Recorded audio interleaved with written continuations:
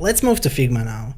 In this video, I'll walk you through everything you need to know about working with type in Figma.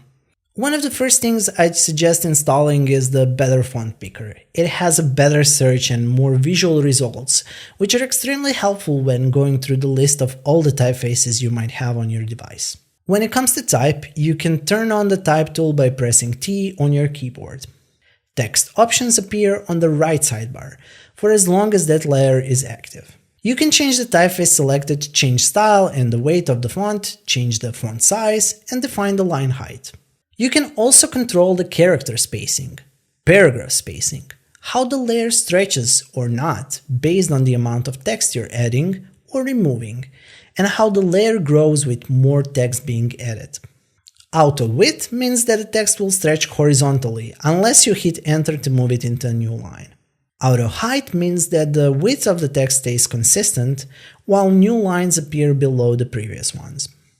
Fixed size fixes the width and the height of the textual layer, and I don't recall a situation where I use it, unless I'm also using truncation. The truncation option for resizing can be accessed through the advanced type settings. Text type can be aligned to left, center, and right, and resizing can happen through top, middle, and bottom alignment. As we learned, most often we'll align our text to the left to improve readability.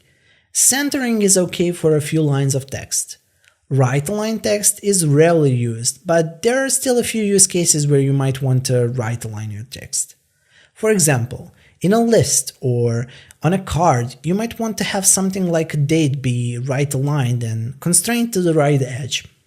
Most times, you will have your text set to top alignment. That means that each new line appears below the previous one. Can you think of a place where middle alignment might be useful? One of the examples that I often use is in header sections, where I want to align my type with a visual on the right side. If I'm unsure if there will be 2 or 3 lines of copy, I can use the middle alignment to ensure that both options end up aligned. Decoration options can be found under Advanced Type settings. Underlining is common for links, and strike-through you might want to use to showcase original prices next to the discounted ones, for example. Paragraph indent also lives under the Advanced settings. You can control list styles and type case in here too. More granular control for the letter case, number styling, fractions, ligatures, and stylistic sets lives under the Details tabs of the Advanced Type settings.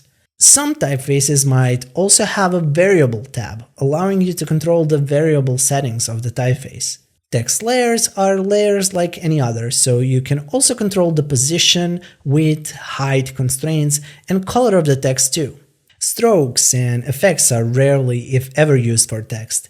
I ignore these entirely as a beginner. If you're planning to use type as a visual element, you might consider outlining the text.